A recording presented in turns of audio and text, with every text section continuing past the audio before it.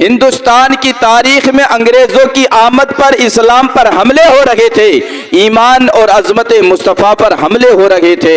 انگریز ایسے ایسے علماء پیدا کر رہا تھا جو حضور کی شان میں بے ادبیاں، گستاخیاں اور زبان درازیاں کرے۔ علماء سو اللہ تعالیٰ کے حبیب علیہ السلام کی شان میں ممبروں پر بیٹھ کر بے ادبیاں کرتے۔ انگریز خوش ہوتا، انہیں خزانے دیتا، شمس العلماء کا خطاب دیتا۔ علماء حق نے مجاہدانہ کردار ادا کیا۔ جو علماء حق اپنے آقا علیہ السلام کی شان بیان کرتے، نعتیں پڑھتے، درود شریف پڑھتے اور یا رسول اللہ کے نعرے بلند کرتے، ان کو پھانسیوں پر لٹکا دیا جاتا۔ دہلی کے چاندنی چوک میں سینکڑوں علماء کو پھانسیوں پر لٹکایا گیا۔ کئی ہفتے لاشیں چاندنی چوک میں لٹکی رہی اور بعض علماء کو کالے پانی کی سزا دی گئی۔ مولانا فضل حق خیر آبادی جو سنیوں کے امام تھے، انہیں کالے پانی کی سزا دی گئی کیونکہ آپ نے انگریز کے خلاف جہاد کا فتویٰ دیا تھا۔ بے ادب علماء حضور علیہ السلام کی شان میں گستاخی کا مظاہرہ کر رہے تھے اور کہہ رہے تھے کہ حضور کو دیوار کے پیچھے کی خبر نہیں ہے۔ انگریز خوش ہو رہا تھا، انعام و اکرام دے رہا تھا۔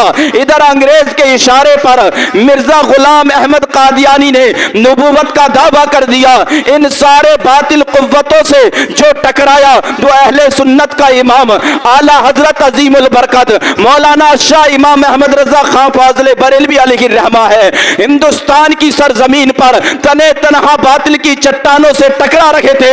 وہ صرف اعلیٰ حضرت تھے جو فرما رہے تھے مجھے کوئی خزانہ نہیں چاہیے، میرا خزانہ تو حضور کے پاس ہے۔ کروں مدح اہل دبل رضا پڑے اس بلا میں میری بلا، میں گدا ہوں اپنے کریم کا، میرا دین پا رہے نہ نہیں۔ بے ادب علماء چاروں طرف سے حملے کر رہے تھے، تنہے تنہا اعلیٰ حضرت جواب دے رہے تھے۔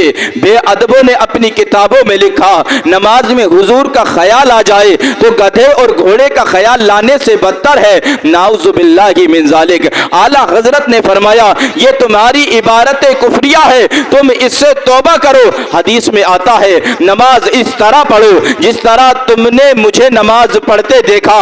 حدیث سے معلوم ہوتا ہے نماز پڑھنے والا نماز میں حضور کی اداؤں کو دیکھے، ہر رکن میں حضور کا خیال آئے تو نماز ہوتی ہے۔ اعلیٰ حضرت فرماتے ہیں نماز ہے ہی وہ جس میں حضور علیہ السلام کی ادائیں یاد آئیں۔ اعلیٰ حضرت نے فرمایا اگر تم کفریہ عقیدے سے باز نہ آئے، توبہ نہ کی تو بے ادبی کی وجہ سے جہنم میں جاؤ گے۔ اعلیٰ حضرت نے تقریباً 50 علوم میں کتابیں لکھی ہیں، ہر فن کے ماہر امام تھے۔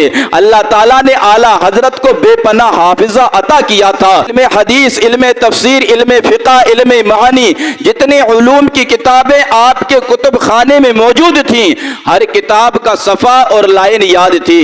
فتاوی رضویہ یہ اعلیٰ حضرت کا ایسا عظیم الشان کام ہے کہ جس کی نظیر تاریخ میں نہیں ملتی۔ فتاوی رضویہ آپ نے 12 جلدوں میں لکھی، لیکن اب مزید تحقیق ہو رہی ہے، حوالہ جات لکھے جا رہے ہیں، ان کے ریفرنس دیے جا رہے ہیں، عبارات کے تراجم ہو رہے ہیں۔ اب فتاوی رضویہ تقریباً 30 جلدوں میں چھپ چکی ہے۔ علامہ اقبال نے جب اعلیٰ حضرت کی زندگی کا مطالعہ کیا اور آپ کی کتابیں پڑھی تو حیران ہو گئے اور کہا امام احمد رضا کو جو اللہ تعالیٰ نے علم و حکمت کے خزانے عطا کیے ہیں یہ صرف حضور علیہ السلام کی غلامی کا صدقہ ہے۔ علامہ اقبال فرماتے ہیں اگر اعلیٰ حضرت کی طبیعت میں سختی نہ ہوتی تو فقہ میں ابو حنیفہ ثانی ہوتے۔ اعلیٰ حضرت رحمت اللہ تعالی علیہ اپنے مقام پر علم کا ایک کوہ گرا تھے، وقت کے عظیم مجدد تھے۔ آپ کا یہ بڑا تجدیدی کارنامہ ہے جو گرد و غبار اس دور میں فتنہ قادیانیت، فتنہ عیسائیت، فتنہ نجدیت کی وجہ سے چھا رہا تھا۔ ان تمام فتنوں کا اعلیٰ حضرت نے رد کیا، گرد و غبار کو صاف کیا۔ انگریز کی سرپرستی میں جو علماء ہندوستان میں فرقے بنا رہے تھے، انتشار پیدا کر رہے تھے، اعلیٰ حضرت رحمت اللہ تعالیٰ علیہ نے ان کا مقابلہ کیا۔ یہ عظیم تجدیدی کارنامہ ہے۔ اعلیٰ حضرت وقت کے عظیم فقیہ اور معتبر عالم دین تھے، بریلی کے جلیل القدر محدث تھے، لیکن پھر بھی فرماتے تھے मुजरिम को न शर्माओ, अहबाब कफन ढक दो, मुंह देख के क्या होगा, पर्दे में भलाई है, ये इंतहाई आजिजी है, वरना आपका मर्तबा बहुत बुलंदो बाला है। अलीगढ़ यूनिवर्सिटी के वाइस चांसलर सर ज़ियाउद्दीन से रियाजी का एक सवाल हल नहीं हो रहा था। उन्होंने जर्मनी जाने का इरादा किया। दीनियात के प्रोफेसर मौलाना सैयद सुलेमान अशरफ ने रहनुमाई की, इमाम अहमद रजा के पास जाएं। सर ज़ियाउद्दीन सोचने लगे कि मौलवी साहब का रियाजी से क्या ताल्लुक, लेकिन मजबूरी थी, चले गए। वो गए तो इमाम अहले सुन्नत इमाम अहमद रजा खान ने कुछ देर में रियाजी का सवाल हल कर दिया। वो बहुत ज्यादा मुतासिर हुए। Vice chancellor doctor sir Ziauddin साहब ने आला हजरत रहमतुल्लाह ताला अलैह से दरियाफ्त किया कि आपका इस फन में उस्ताद कौन है। आला हजरत रहमतुल्लाह ताला अलैह ने इरशाद फरमाया, मेरा कोई उस्ताद नहीं है, मैंने अपने वालिद माजिद से कुछ कायदे सीख लिए हैं और बाकी जो भी कुछ सीखा है इन चार दीवारी के अंदर ही सीखा है। शाह हिदायत रसूल बारगाह आला हजरत में थे। दुनिया की मशीनरियों की ईजाद का तज़किरा निकला। आला हजरत रहमतुल्लाह ताला अलैह ने फरमाया, अल्लाह ताला के फजल से बारगाह के रिसालत से फकीर को ऐसी मशीन अता हुई जिसमें किसी भी इल्म का सवाल किसी भी जबान में डाल दीजिए, चंद मिनट बाद उसका सही जवाब हासिल कर लीजिए। शाह हिदायत रसूल ने जिद की कि मैं उस मशीन की ज़ियारत करना चाहता हूँ। ये सुनकर आला हजरत रहमतुल्लाह ताला अलैह ने अपने सीने के बटन खोलकर सीने की जानिब इशारा करके फरमाया, ये वो मशीन है जो बारगाह रिसालत से अता हुई है। सुबहान अल्लाह। हुजूर अलैहिस्सलाम ने इरशाद फरमाया, अल्लाह ताला हर सदी के सर पर इस उम्मत के लिए एक मुजद्दिद को भेजेगा जो इस उम्मत के लिए उसके दीन को तजदीद करेगा, दीन को ताज़ा करेगा। 100 साल के अरसे में दीन इस्लाम पर जो गर्दो गुब्बार पड़ गई है, मुजद्दिद वक्त आएगा, गर्दो गुब्बार को साफ कर देगा, दीन इस्लाम को ताज़ा कर देगा। मुजद्दिदीन का सिलसिला क़यामत तक जारी रहेगा। हर सदी में एक मुजद्दिद, कभी दो। आला हजरत अजीमुल बरकत अजीमुल मर्तबत अशाह मौलाना इमाम अहमद रजा खां फाजले बरेलवी अलैहि रहमा भी अपनी सदी के मुजद्दिद हैं। उलमा इकराम फरमाते हैं, मुजद्दिद की निशानी यह है कि मुजद्दिद 2 सदियां पाता है। एक सदी में पैदा होता है और उसी सदी में इस्लाम का झंडा बुलंद करने के लिए दीन इस्लाम की तबलीग करता है। जब दूसरी सदी आती है तो हर तरफ उसका नाम पहुंच गया होता है।